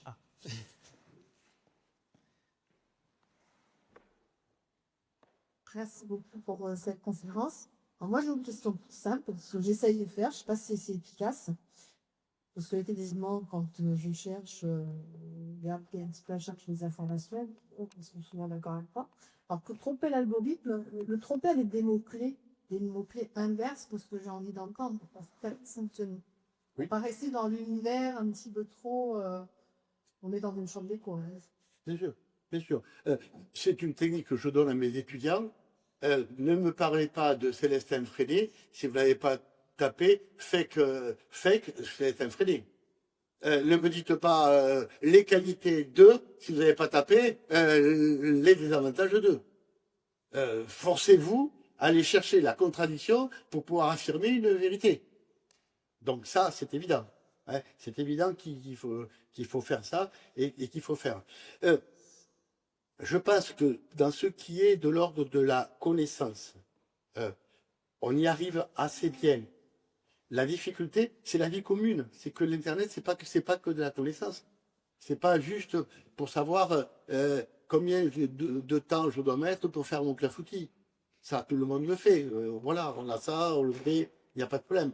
C'est que c'est dans le monde du débat politique et du débat citoyen et du débat social qu'il y a ces éléments-là. Et là, on est face à des impossibles. Pourquoi? Parce que ça relèvera du choix. Vous n'avez ni tort ni raison en allant voter pour ça. Et moi, j'ai ni tort ni raison à voter pour l'autre. Donc, du coup, il faut nous mettre à argumenter. Et que là, l'Internet est un commanditaire de vote plus important que tous les autres moyens. Voilà pourquoi ils sont tous là-dessus, en train de travailler là-dessus. Alors, merci pour la conférence, mais il y a un deuxième merci, parce que je ne vous connaissais pas, et j'ai vu une vidéo hier sur un dessinateur. Apparemment, vous avez participé à une BD, là. Oui. Et la vidéo, là, avec Maybeck, je crois. Maybeck. La vidéo est très intéressante, donc Garnet, de ce côté-là, c'est très très bien. Moi, je m'intéresse à l'information et tout ce qui est fake news. En 2021, la Fondation EDF à Paris a fait une expo sur 6 mois sur les fake news, qui était très très bien, qui a eu pas mal de succès. Et donc, il y avait une petite carte que j'avais gardée pour mon entourage où il recommande les bonnes questions qu'il faut se poser sur l'information qu'on trouve sur Internet. Bon, je ne vous citerai pas les 5, mais je citerai celle qui a été mise au milieu. Ce contenu repose-t-il sur des sources fiables?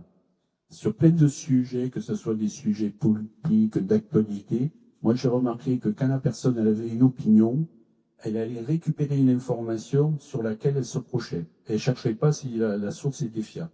Alors que moi, habituellement, sur plein de sujets, je vais aller chercher, par exemple, sur des sites scientifiques, il y en a quelques-uns. Il y a eu le télé aussi scientifique, Canal+, je crois. Et on arrive quand même à trouver pas mal d'informations grâce à Internet. Par exemple, au sujet du Covid, j'ai pu avoir accès à une vidéo. C'était une rencontre avec des chercheurs français et des chercheurs africains. Et donc, cette vidéo, bon, elle était un peu longue, elle durait 2-3 heures, mais en fin de compte, elle résumait bien l'état de la recherche, la position par rapport à la vaccination. Et là, c'était une rencontre qui était quand même assez énergie, il y avait de la richesse. Et le souci, c'est que par exemple, sur un sujet, sur certains sujets comme celui-là, parce que l'exposition en 2021 était surtout liée à ce qui s'était passé avec Covid et la vaccination, on voyait qu'elle était très orientée, alors que ce n'est pas le seul sujet, notamment en politique, on s'aperçoit qu'il y a des informations et la personne avait cherché à conforter, donc en fin de compte, le problème pour le moment, Internet, c'est un système qui conforte son opinion. Je dirais même mieux, alors je ne sais pas si c'est le mot qui correspond, ça fossilise les idées. Par exemple, là, pour l'histoire des Covid, je lisais les articles après, ça a créé des disputes familiales, amicales, il y a carrément eu des ruptures. Donc là, c'est le côté quand même un peu dangereux et c'est quand même un frein au débat. Ça exacerbe les opinions. Vous avez raison, hein, la recherche de savoir quelle est la source, c'est la bonne. Il est de plus en plus difficile de la trouver. Quand vous êtes dans du scientifique, les sources sont cadrées. Elles sont publiées parce qu'elles sont reconnues par les pairs, elles suivent une méthode, elles sont publiées. Quand on est de l'ordre de l'opinion économique, Alors là, vous avez, ça dépend de l'économie économique que vous suivez. Hein. Cette source, elle n'a pas tranché, elle n'a pas dit ça y est, la vérité c'est celle-là et ça ne sera que celle-là. Il y a débat. Si vous prenez l'information scientifique, sociologique, vous ne savez pas de quelle analyse vous faites. Donc ça devient très dur. On pourrait y arriver. En formant les personnes, on pourrait y arriver. Mais il existe plein d'informations qui ne sont pas scientifiques et qui ne le sont pas. Par exemple, les valeurs. Les valeurs, c'est pas scientifique. Liberté, égalité, fraternité. Il n'y a pas un algorithme qui vous dit que vous avez raison. Il n'y a pas une publication qui dit liberté, égalité, fraternité, c'est la meilleure façon de fonctionner. Hein? La démocratie, ben, des fois c'est la pire des choses, des fois c'est la meilleure des choses. Ça n'est pas. C'est que vous adhérez à des valeurs. Et donc, que vous avez besoin à faire à de la philosophie de vie. La philosophie de vie, vous n'allez pas trouver des gens qui disent, ça y est, j'ai compris, c'est la foi chrétienne qui est la meilleure foi du monde, ça y est, c'est réglé, les autres, ça vaut rien. Non. Donc, vous êtes obligé d'agir avec des domaines qui vous impliquent beaucoup, mais qui ne sont pas ces éléments-là. Et donc, la démocratie ne se juge pas à savoir s'il a 2 points de plus ou 2 points de moins, un résultat scientifique. Se juge sur une adhésion que l'on a à un certain nombre d'idées. Et du coup, est-ce que les immigrés, ça enrichit le pays ou ça n'enrichit pas? Je pourrais vous montrer des articles qui montrent que les immigrés, ça enrichit. Mais mon voisin, lui, tu pourrais beau lui le démontrer, il ne bougera pas. Alors c'est vrai que je peux le prendre, excusez-moi d'être dur, dans une école de rééducation, qu'il ait compris comme ça et qu'il marche à la bonne droite, mais il restera comme ça. Et le problème, c'est que ça s'appelle le débat. Et le débat démocratique est un débat conflictuel et un débat affectif sur des valeurs, sur des normes et sur des règles. Il n'y a pas de bonne raison. Et ça, si on veut éduquer les jeunes, il faut qu'on les éduque à ça. Alors, individualisme, narcissisme, qu'est-ce que tu veux? Je m'intéresse à ça, moi je m'intéresse à l'heure. Ok. Mais progressivement, il faut leur faire prendre contact que c'est très utile de faire ça. C'est là qu'il y a une fragilité. Je parle le Covid. Moi, je travaille en anthropologue, c'est-à-dire que je suis en immersion dans le net avec un certain nombre de ce qu'on appelle des poissons pilotes, c'est-à-dire moi ou d'autres anonymes qui sont sur les sites les plus dangereux. J'ai une étudiante qui est immergée dans les complotistes Covid. De toute la période, elle m'a ramené à peu près 125 vidéos, super bien faites, qui me démontrent par A plus B que on vient de prouver que ceci, voilà l'endroit de l'usine où c'est sorti, voilà tout. Il faut être super bon pour aller vérifier les sources, regarder les sources. Voilà. Il n'y a pas un site d'Alter-Information Médicale qui ne vous cite pas les sources des articles. Et parfois, vous vérifiez, ils sont justes. Il a vraiment fait ça. Mais comment on interprète tout cela pour aller à une décision, à une réflexion? Ah ben ça, c'est l'ordre du débat. Donc ça pose vraiment. C'est pas seulement vérifier les sources, ça serait génial. Mais bon, j'adorerais vérifier la source auprès de Macron, savoir s'il est intelligent ou pas. Mais je ne suis pas sûr qu'il me répondra. Et donc je serais obligé d'avoir mon opinion. Voilà, la mienne, et pas lui. Oui, justement, un petit peu dans ce sens-là. Musk a pris le contrôle du Twitter et on a fait maintenant X. Et il y a un certain nombre d'institutions qui ont décidé de boycotter X. Je voulais avoir votre opinion. Est-ce que c'est la bonne stratégie ou au contraire, faut-il être présent sur X? Moi, je pense que si on veut organiser, X est un des organes de l'information aujourd'hui. On est obligé de le constater. Donc, il faut soit mettre en place des groupes ouverts, gérés, fonction publique, dans lesquels le respect de la dignité des personnes soit fait, soit rester là-dessus. On n'est pas, c'est comme si vous disiez, dans la place du Capitole, il y a tout le monde qui vient, mais j'aime pas cette place, et en plus, les opinions qui se disent sont pas bonnes, je vais fabriquer, place Saint-Cernin, un autre truc.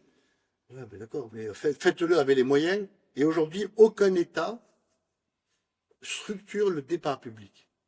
Aucun État. On est dans une déshérence totale. On va avoir des élections. Où est-ce qu'elle est la campagne pour nous dire qu'il faut les inscrire sur les listes électorales? Personne. C'est quoi les débats politiques? Oula, c'est les débats. Bonjour, alors je vous dis que vous êtes ça, vous êtes d'accord ou pas? Ah mais non, je suis pas d'accord. Non mais quand même, c'est quand même plus. J'ai fait venir un expert, il vient de vous dire que vous êtes... Ah mais ça alors, ça c'est le débat. C'est pas un débat. Où les gens expriment leur opinion, le temps de les exprimer ou pas. Et donc du coup, l'Internet va jouer. Donc du coup, on a des dangers par rapport à la démocratie. Souvent, on me dit, et l'influence étrangère là-dedans. Et je dis, mais qu'est-ce que vous appelez influence étrangère? Est-ce que ça veut dire qu'un pays manipule l'information exprès ou soudoie des personnes pour avoir leur opinion? À ce moment-là, c'est une influence. Ou c'est simplement qu'il y a des gens qui sont d'accord avec eux. Mais dans une démocratie, les gens ont le droit d'être d'accord avec eux. Ils ont le droit. Ils s'expriment, ils perdent les élections, ou ils les gagnent, mais ils ont le droit. La notion du débat. Prenons le Covid. Si je tombe d'accord avec tel chercheur américain et que je pense qu'il a raison et que je le dis, est-ce que je suis sous influence étrangère? Non, je considère que j'ai pris les éléments. J'ai sorti l'idée qu'il soit payé ou qu'il y ait une manipulation de l'information. Cela, il y a de l'influence. C'est bien sûr qu'il y en a de l'influence. Il y a ça. Mais le reste, elle est différente. Donc du coup, le débat est tellement crispé, tellement posé, que il y a une très grande difficulté à avoir du débat. Hein. Même sur des éléments qui pourraient être posés, c'est-à-dire le scientifique, on pourrait se dire le scientifique, on fait venir des experts, ils lui disent quel est le résultat. Mais même cela, il est posé. Donc, est-ce que les États peuvent récupérer le débat public? Aujourd'hui, je ne connais pas de pays qui le fassent, hormis quand il s'agit de la lutte contre le djihadisme. Là, je pourrais vous dire des pays qui ont investi, le Maroc, sur l'enseignement de l'islam, a investi sur le net avec des personnes qui répondent à toutes vos questions sur l'islam, pour valoriser l'islam du roi, c'est le sien. Voilà. Je pourrais vous dire des policiers hollandais qui font ce qu'ils appellent les patrouilles du numérique sur le net. Ils vont donner des informations, répondre des numéros verts qui ont été faits. Hormis sur cela, sur le reste, il n'y a pas. Sur le reste, il n'y a pas. On pourrait arriver à le créer indépendamment. Il faudrait qu'on ait une gouvernance. Et on ne pourra pas, même si on développe un X français, le faire accepter aux autres pays. Et on ne pourra pas interdire à X de continuer à publier en France. Voilà. Donc, il n'y a que l'esprit critique des individus qui pourrait le sélectionner.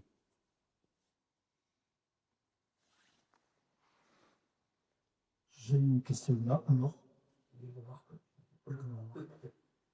Donc, ce que je veux dire, c'est que il me semble que, en tant que spécialiste de sciences de l'éducation, vous devez réfléchir aussi à quelle est l'éducation des individus dans la société par rapport au débat.